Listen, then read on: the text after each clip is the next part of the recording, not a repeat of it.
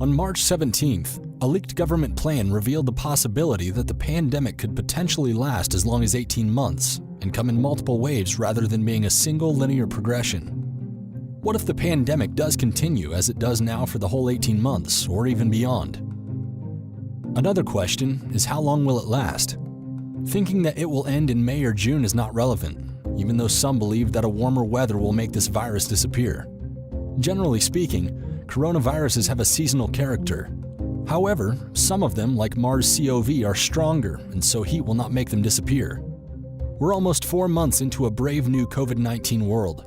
Since the initial public reports of the novel coronavirus on December 31st of 2019, we've had over 1.8 million confirmed cases, nearly 1.3 million of which are still active.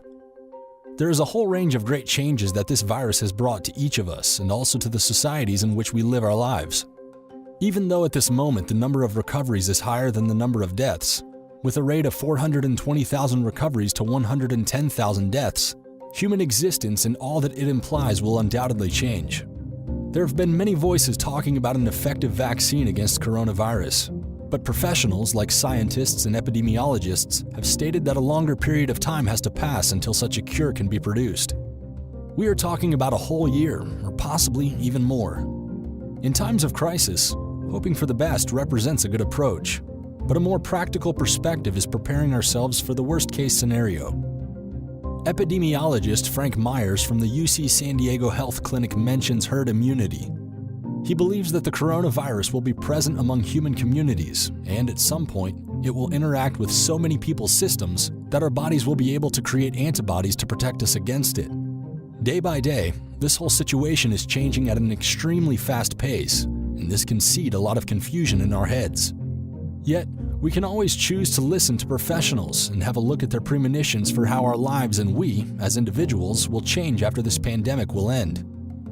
Nobody would have ever believed that we would experience this type of crisis, where the governments would use such surveillance instruments in order to control how this coronavirus pandemic develops. It's quite the science fiction scenario, if you think about it. Look at China. They are using mobile apps to control smartphones with facial recognition cameras, and citizens are forced to report their body temperatures so that any coronavirus carrier can be found and dealt with. Also, the Chinese government is controlling people's movements and any person they might come in contact with. However, this strategy is not only being applied throughout China.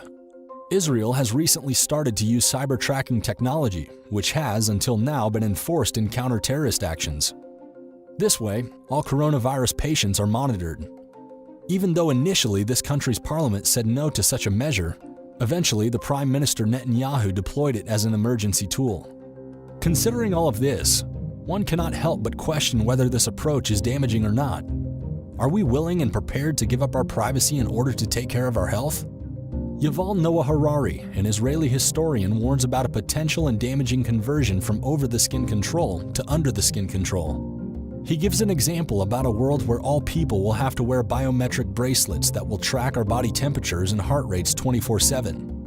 The implications of enforcing such a mechanism are that, in theory, authorities will be constantly updated with any changes in your well-being in terms of health, and they will also be informed about all the places and people you interact with.